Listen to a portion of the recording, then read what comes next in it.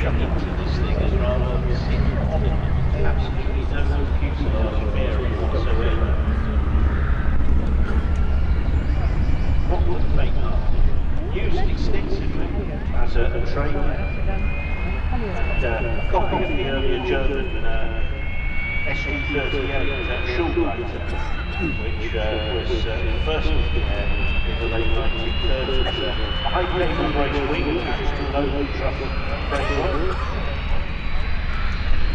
Yeah, training corps used these extensively from about 1940 onwards.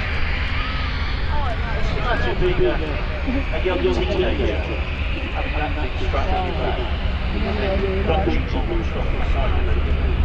It's an aptitude test. They used to basically tow behind cars and just take the aircraft up to 5 or 10 feet to get an idea of whether something had sense of balance.